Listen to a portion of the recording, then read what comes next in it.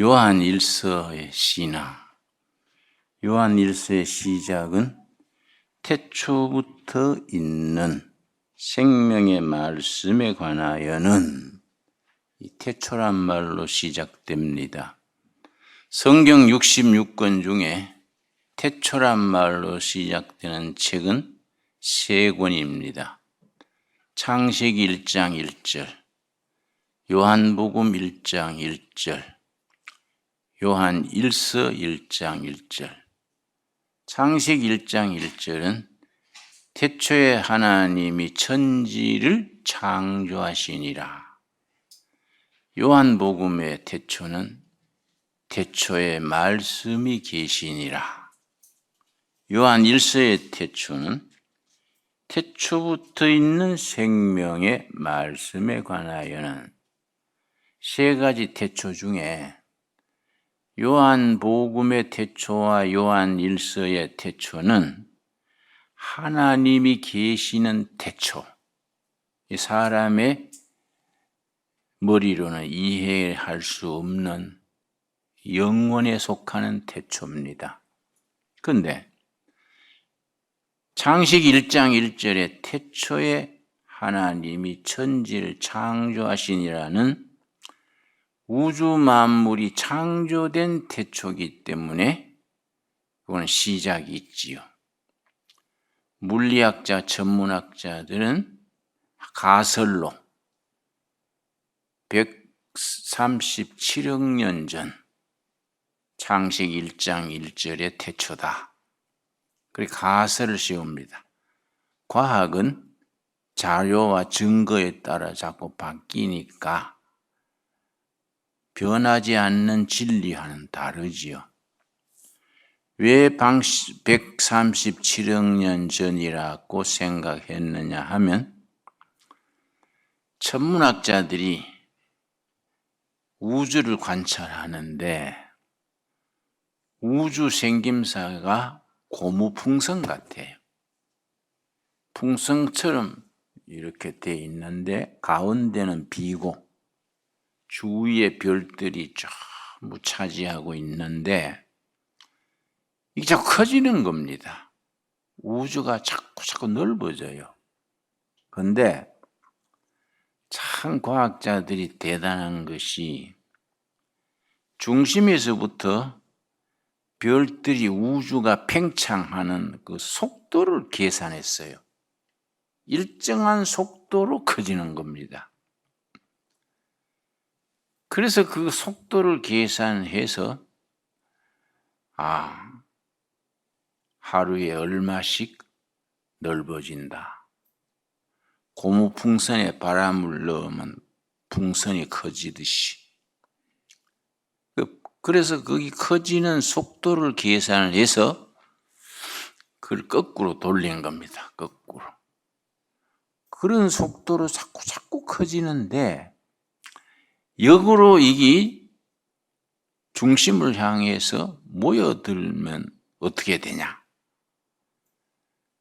그 일정한 속도로 커지니까 그걸 역으로 되돌리면은 한 점에 모이는 거지요.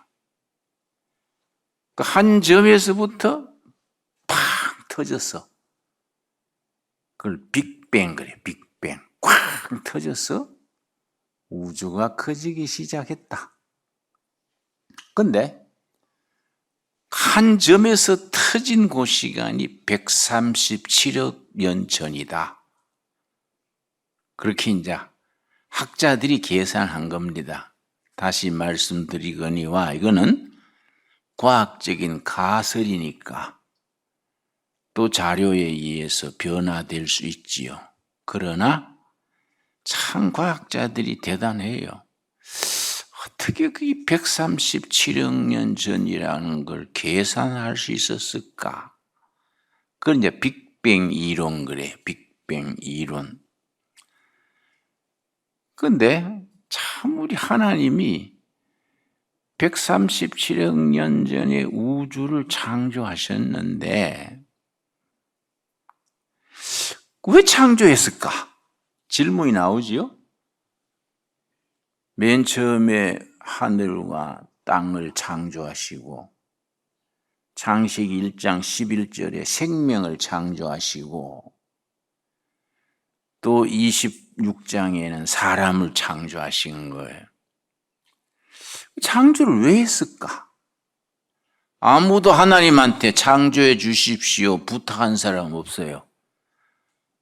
우리가 하나님 앞에 세상에 나가고 싶습니다. 이런 사람 없잖아요. 태어나서 보니까 엄마가 계시고 젖을 주고 아버지, 형제들이 있는 거예요.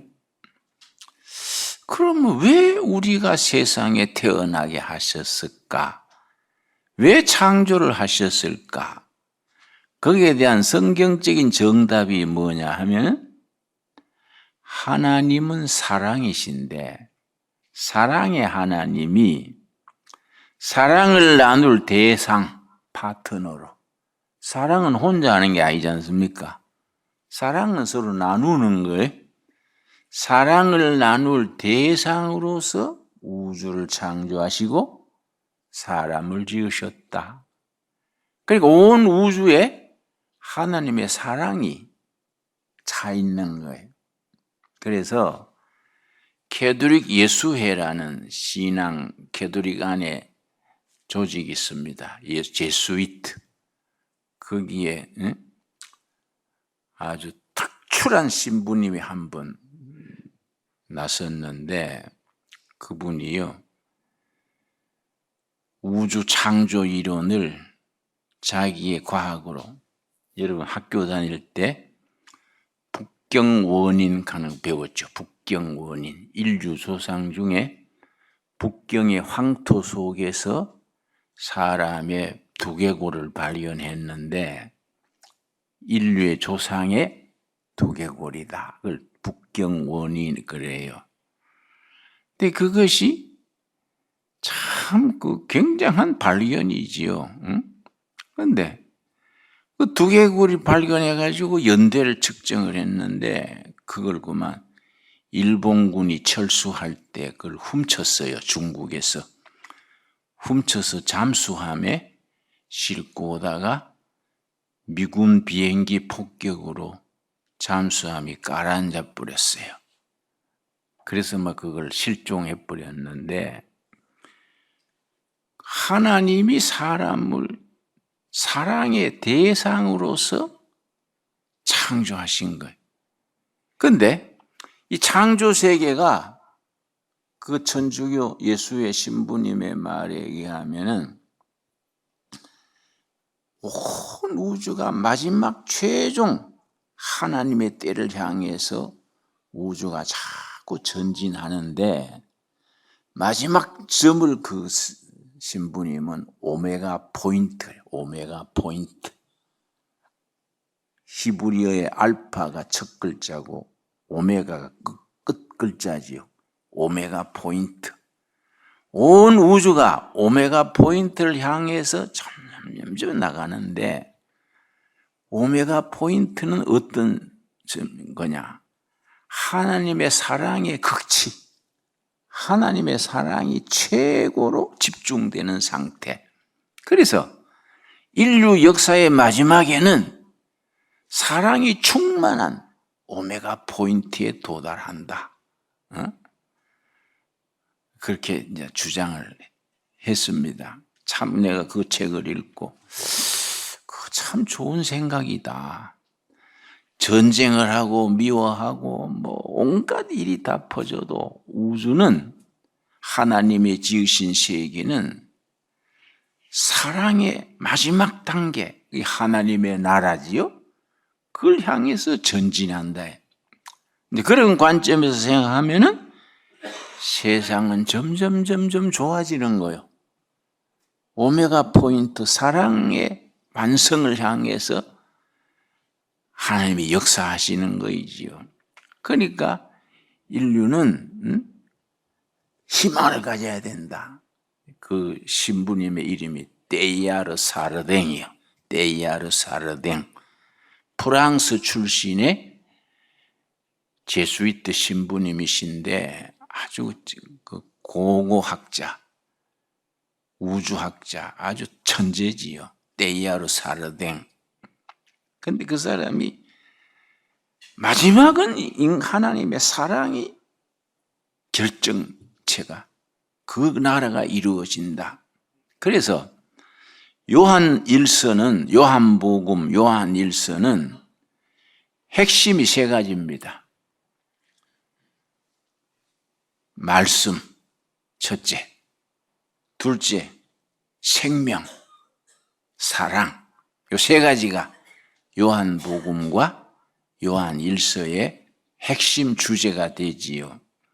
그래서 1장 1절 말씀, 태초부터 있는 생명의 말씀에 관하여는, 말씀이죠.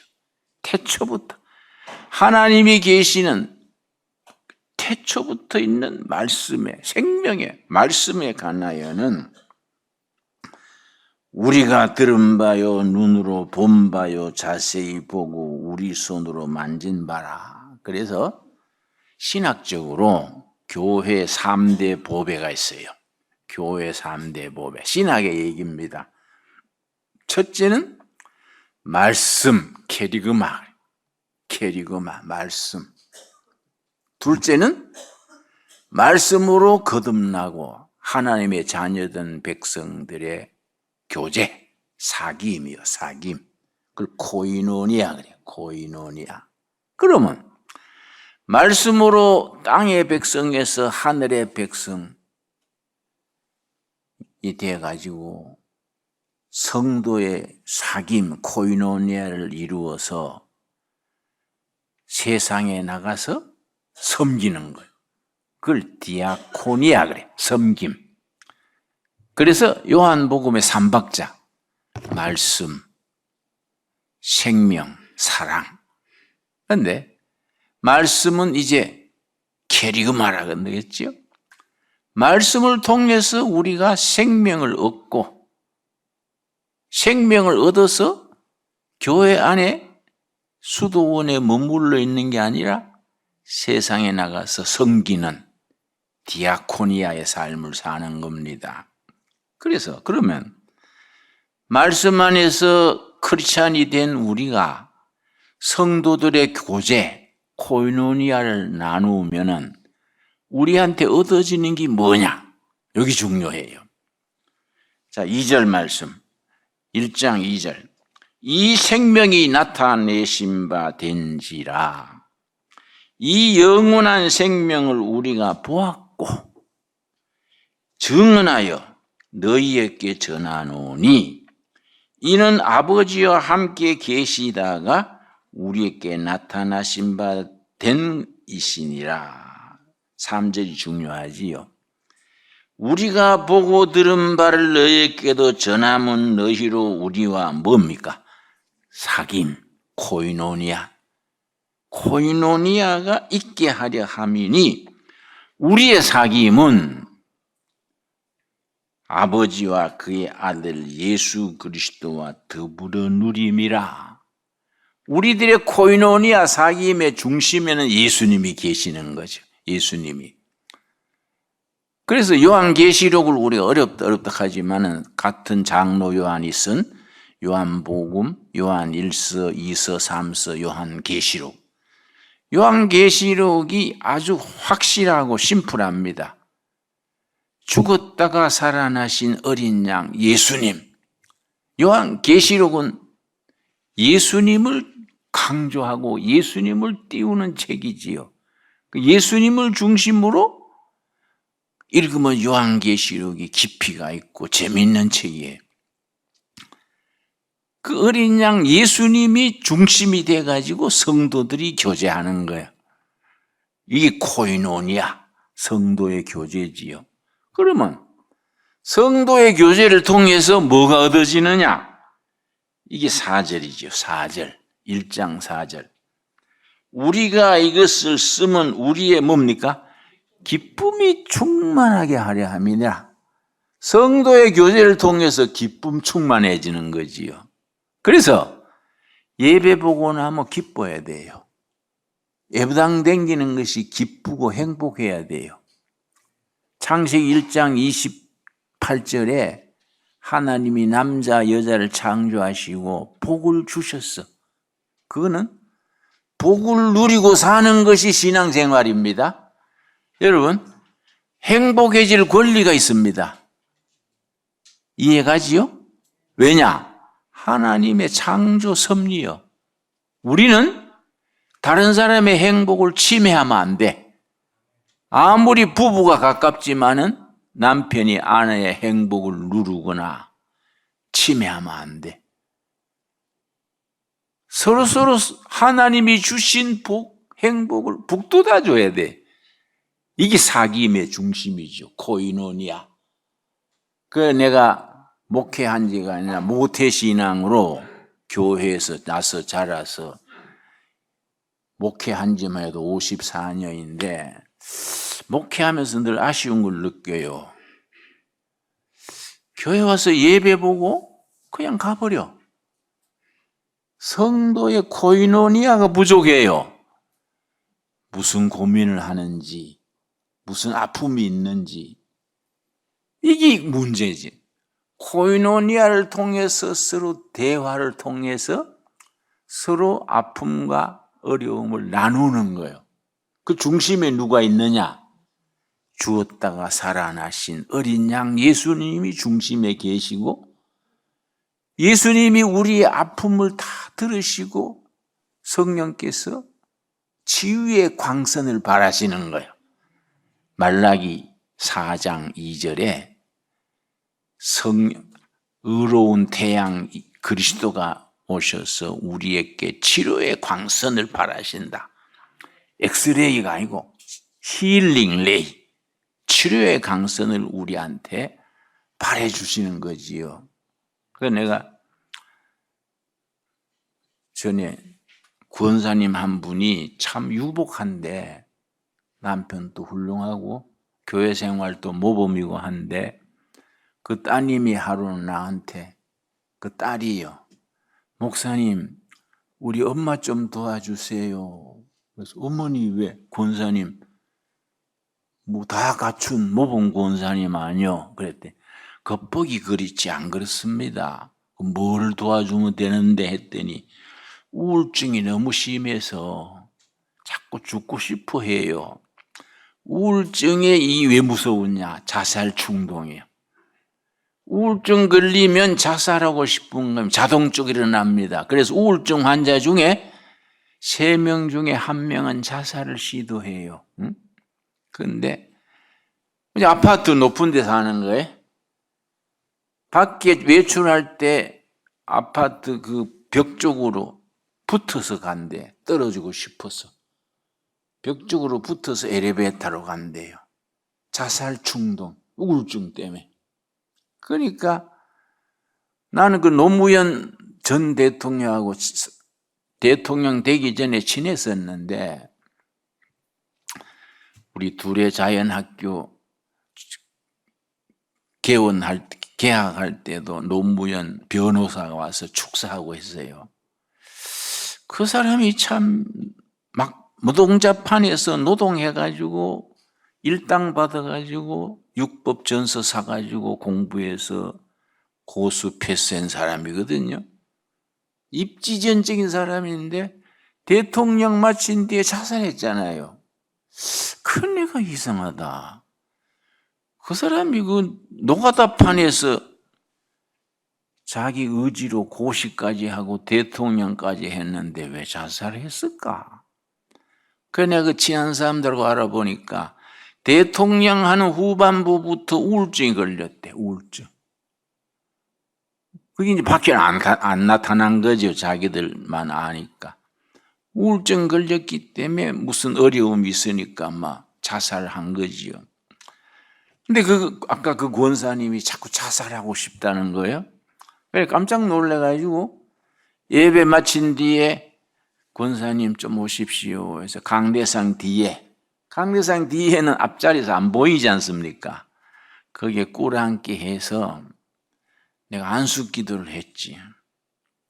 하나님이 우리 착한 권사님 치료하는 광선을 발해 주십시오.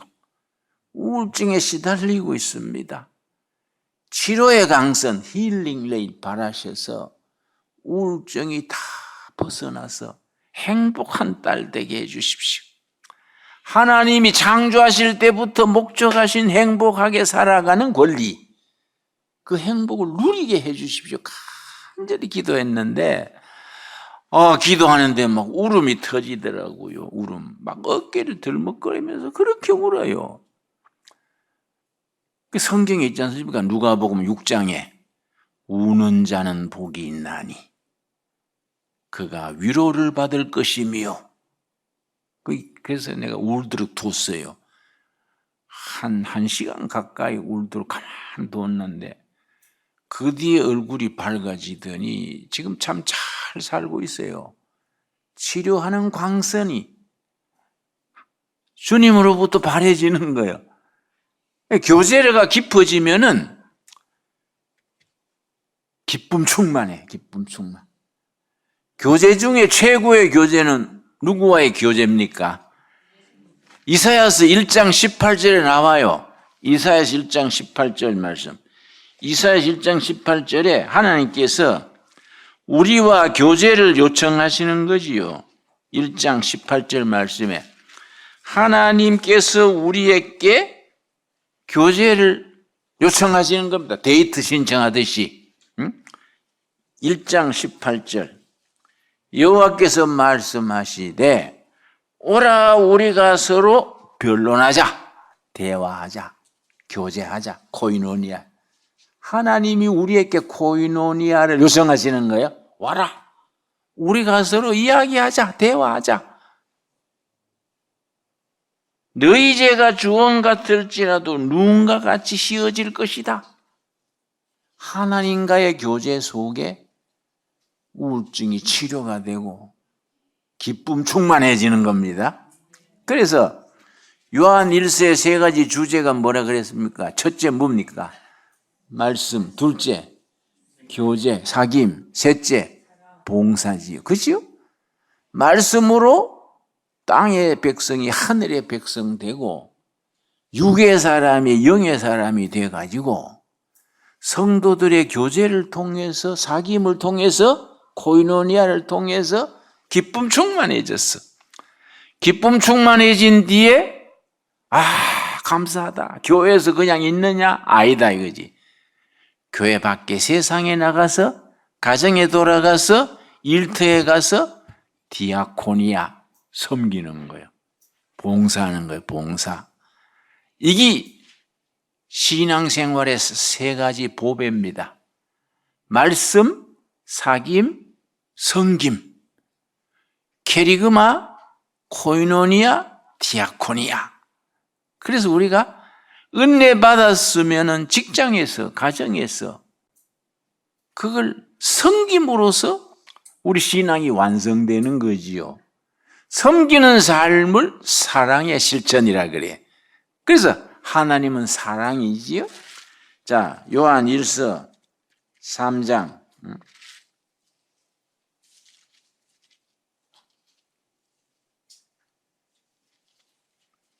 특별히 4장을 사랑장이라 하는데 요한 1서 4장의 사랑장입니다. 7절 말씀. 요한 1서 4장 7절. 사랑하는 자들아, 우리가 서로 사랑하자. 사랑은 하나님께 속한 것이니 사랑하는 자마다 하나님으로부터 나서 하나님을 알고 사랑하지 아니하는 자는 하나님을 알지 못하나니 이는 하나님이 사랑이시니라. 여러분, 내가 지금 영적으로 살고 있냐 아니냐 판단하는 기준이 있어요. 우리 가정, 우리 교회는 영적이냐 아니냐 판단하는 자가 있어요. 자가. 사랑이 살아있으면 영적이요. 미워하고 서로 씹고 그러면 이거는 미움 있는 곳에는 사탄이 역사해. 근데 이상하게 교회 와가지고도 너무 얘기를 막 잘해요. 아미개 권사 전에 교회에서 쫓겨났대. 막 괜히 나 다른 권사를 껌 씹듯이 씹는 거예요. 응? 막 씹어싸요. 교회 생활에도 목사님은 건드리기 조금 벅차니까 사모를 씹는 거야, 사모.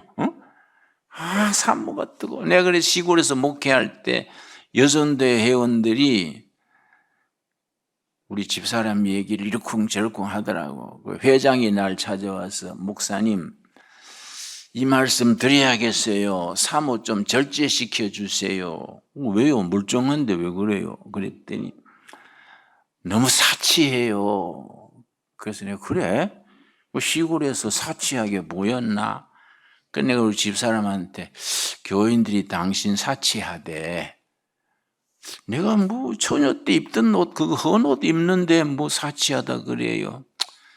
그래서 이제 집사람이 그 말 듣고 또 허름한 몸빼 바지 같은 거, 그걸 입고 이제 고무신 신고 다니니까 한 서너 달 지낸 뒤에 또 여전도 회장이 목사님, 우리 사모님 보고요 식모 같다 그래요.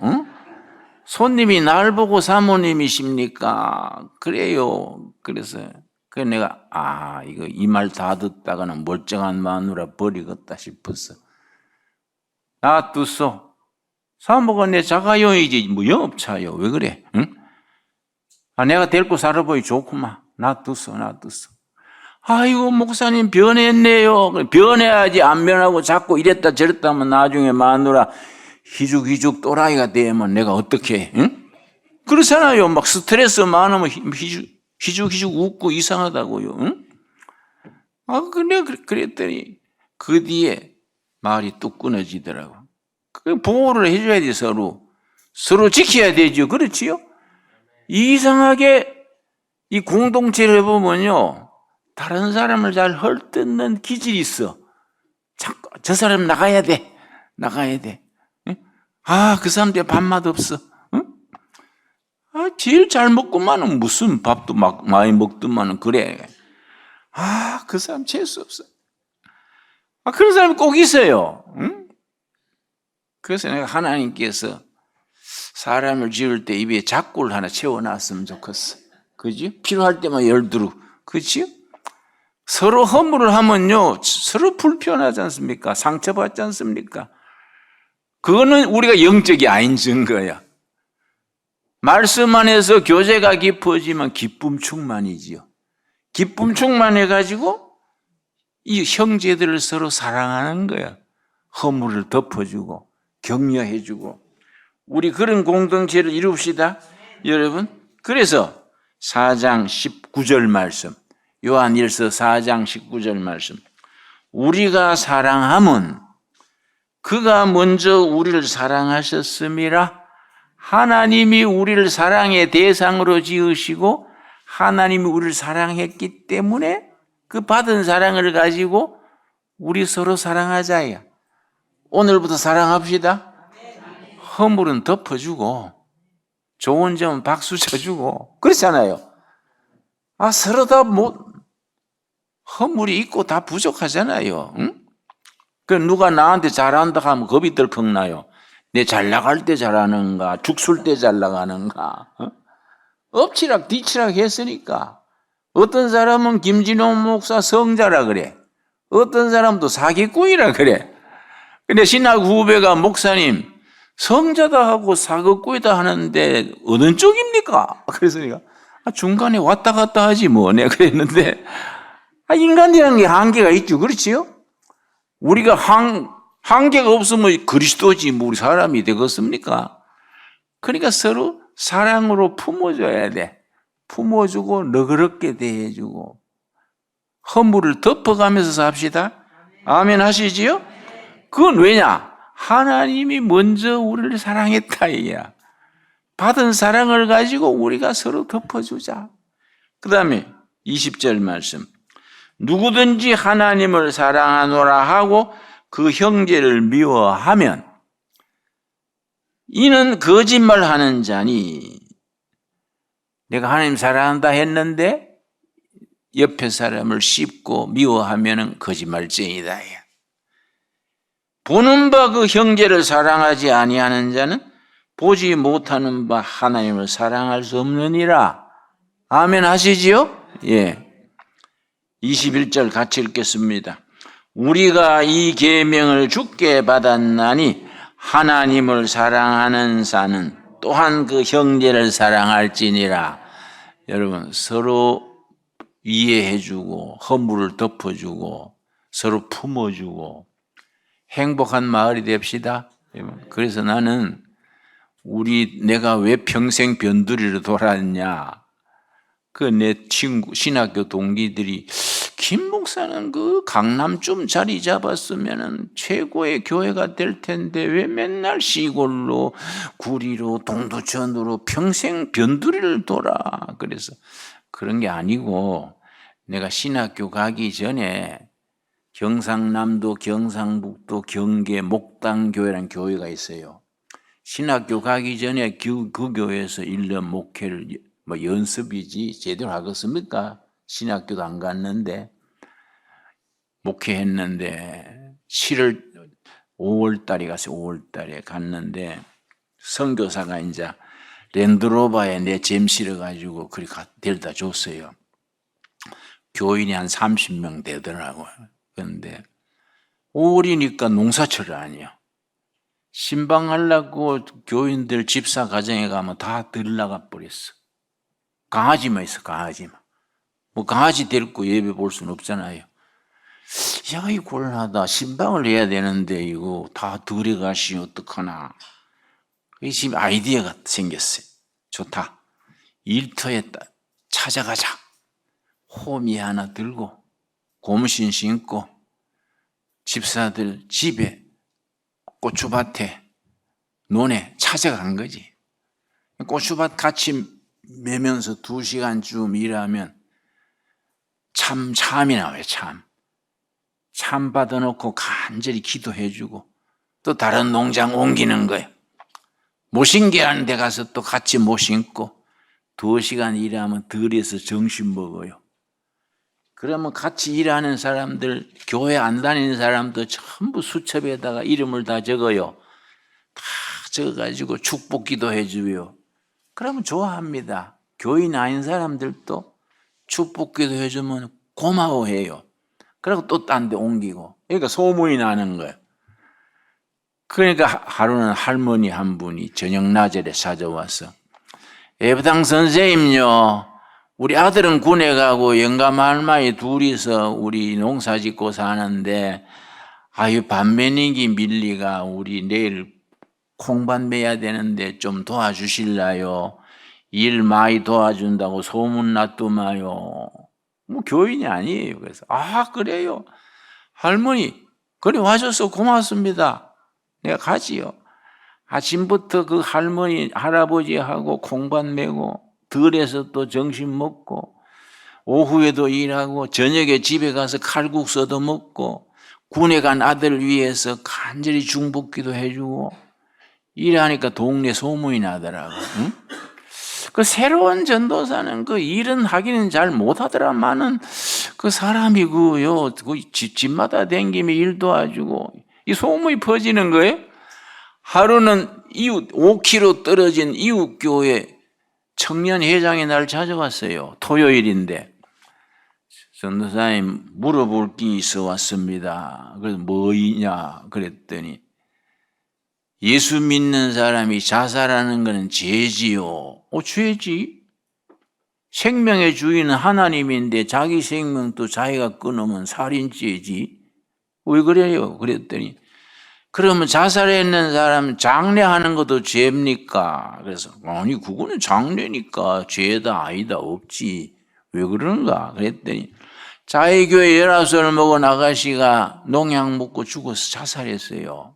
그런데 그 교회 목사님이 나이 드신 목사인데 아주 보수 중에 꼴통 보수요.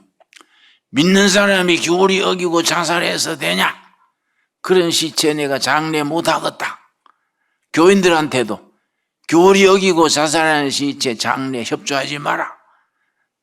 그런 거예요. 그러니까 타성바지요. 그 곽씨들이 사는 시족 마을인데 밖에서 들어온 뜨내기 가정이에요. 모승기철이라. 아이고 그 아가씨 그 바쁠 때 죽었구만. 예배당 그래 잘 댕겼은 게 예배당서 장례해 주겠지. 그래 예배당에 미루는 거예요. 예배당은 교리 어겼다고 또 안 해준 거예요. 같이 교회 다니던 청년들이 답답하니까 날 찾아온 거예요. 소문 듣고. 그래서 내가 참 죽은 건 잘못했지만은 사정이 딱하구만. 근데 왜 그래 죽었대? 그랬더니 그 어머니가 정신 이상자예요. 아버지가 완전히 술독에 빠져서 사는 알코올 중독자예요. 또 어린 동생이 있어. 맞달이 돼가지고 정신병자, 술주정꾼 고생하다가 뭐 감당 못해 죽은 것 같대요.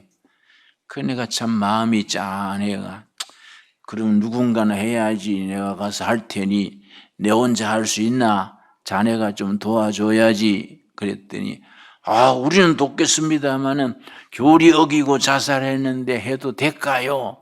자유교회 목사님 말 그대로 되풀이하는 거예요. 그래 내가 야 이 사람아 그런 거는 프로들이 따지는 기지 우리는 아마추어 아이가. 응? 나중 천국 가서 예수님이 나한테 꾸지람 하시기를 김진홍 너는 교리 어기고 죽은 아가씨 왜 장례했냐? 나 물으면 내가 뭐라 대답하지 뭐 예수님 나 교리 몰라가 했습니다. 완전히 배째락하고 나가지 뭐. 그것 때문에 천국서 쫓아내거냐? 그러고 갔어요. 갔더니요 농약 묻고 피를 토했는데 피가 막 목으로 흘러 들어갔어. 거기에 피 말라붙은 자리에 막 파리떼가 덩어리를 앉았어요. 파리떼 쫓아내고 물썩은가 피 닦고 손발 닦아주고 머리에 빗질 해주고 대충 염하고 청년회 회장한테 가서 가마니 2장 지게 짝대기 2개 구해와라. 그때 가져왔어요. 가마니 뜯어가지고 아가씨를 거기 얹었어. 그 교회 청년 3명 불러가지고 한쪽 구탱이 짚고 뒷산으로 올라가는 길입니다. 삽하고 꾀하고 우리가 들고 따뜻한 양지 쪽에 묻어주자. 그러고 올라가는데 청년들은 힘이 좋으니까 잘 가잖아요. 나는 뭐 체력이 딸려가지고 천천히 가자. 왜 이래 숨가쁘다. 걸어가다가 산비탈에 미끄러졌어요. 미끄러지면서 손에 잡은 걸 놓쳐버렸네. 놓쳐버리니까 뭐 시체가 뚝 기우니까 뚝 떨어져가 대굴대굴 굴러가는 게요. 내가 얼마나 미안하겠습니까? 하고 보는데 시체가 뒹굴다가 소나무에 탁 부딪혀서 멈췄는데 소나무에 부딪힐 때 그때 가슴에 품고 있던 성경이 툭 튀어나왔어요. 그 아가씨가 농약 먹고 죽을 때 자기 보던 성경을 가슴에 품고 죽었어. 한복은 치마끈이 가슴에 매잖아요. 성경을 가슴에 탁 품고 치마끈 폴끔 매고 죽었는데 내가 그걸 못 챙긴 거지. 그게 부딪힐 때 티 나온 거예요. 그 내가 내려가서 성경 들고 가만히 보자. 아이고 성경 가슴에 품고 죽느니 견뎠으면 좋은 날이 올지도 모를긴데 마음이 아프더라고요. 그래서 내가 성경 챙기고 아가씨를 안았어요. 안고 산 올라가서 따뜻한 양지 쪽에 구덩이 파고 시체 넣고 가슴에 성경 얹어주고 같이 묻어줬습니다. 소나무 잘라가 십자가 씌워놓고 청년 3명한테 우리 기도하고 내려가자. 넷이 손잡고 기도하는데요. 참 기도하기도 곤란해요.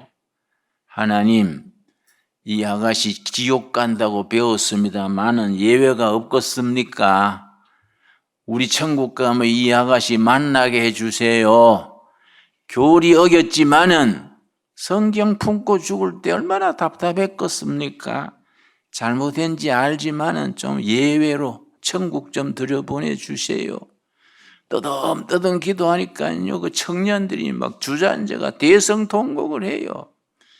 이 사람들아 평소에 좀 잘하지 죽은 뒤에 그래 우냐. 등을 밀다시피 내려왔어요. 내려오다가 그래도 본댁에 가서 어디 죽었다고 어디 묻었다고 일러줘야지 하고 들어갔더니 마당에요 시골에 멍석이 멍석 지프로 만든 자리 멍석거리 멍석 위에 장례 준비할 때는 보이지도 않던 아버지 같아. 술이 이렇게 돼가지고 멍석에 뻗치고 누워가 노들강변 백사장 뭐 이래요. 그래서 내가 열받았어. 저런 인생 귀신도 안 물어가나 저거.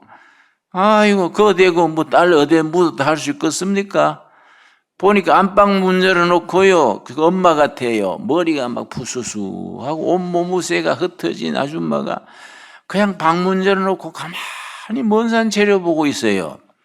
정신병 걸렸다는 엄만개로구나. 정신병이더라도 어디에 묻었다고 일러는 줘야지 싶어서 앞에 갔습니다. 가가지고 아주머니 내가 댁에 따님을 묻어주고 오는 길입니다. 디산 어느 꼴짝이 아시지요?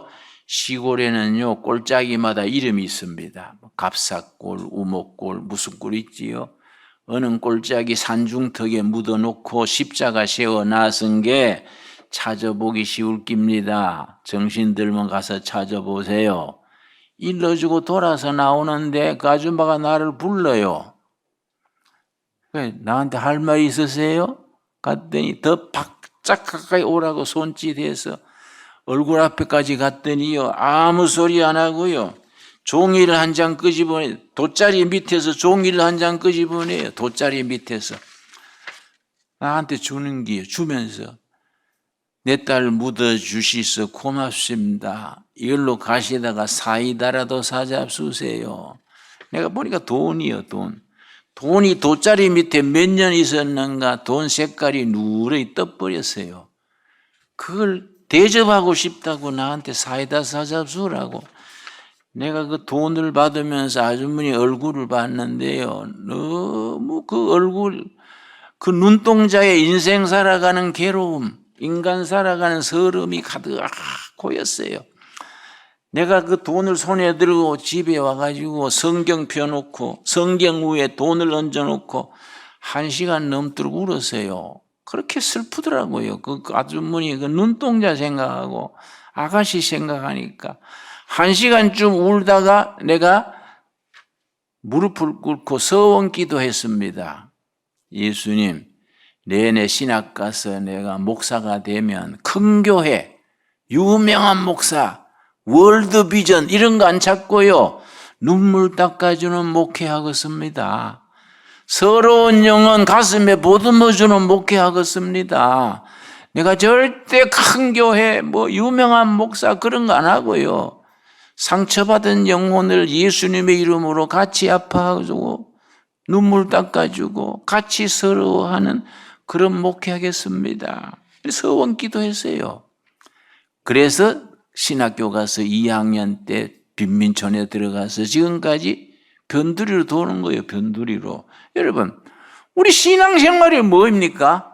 생명의 말씀으로 본어게인 거듭나가지고 하늘의 자녀가 돼가지고 성도들이 교제하면서 중심에 예수님 모시고 기쁨 충만해서 그 다음 뭡니까? 세상에 나가서 눈물 닦아주고 상처받은 영혼 안아주고 서로 위로하고 서로 기대고 사는 거. 그게 신앙생활 아니겠습니까 여러분? 우리가 조그마한 상속에는 작은 교회지만은 그런 신앙을 실천하는 우리 교회가 될 수 있게 되기 바랍니다. 기도하겠습니다. 하나님 감사합니다. 때를 따라 도우시는 아버지 은혜로 오늘 또 예배 드리게 된 것 감사합니다. 태초부터 있는 말씀 속에서 말씀으로 사귐이 깊어져서 기쁨 충만한 삶을 살게 하셔서 감사합니다. 세상에 나가서 예수님의 이름으로 베풀고 나누고 섬기게 삶을 살아가게 하여 주시옵소서. 예수님 이름 받들어 기도드렸사옵나이다. 아멘.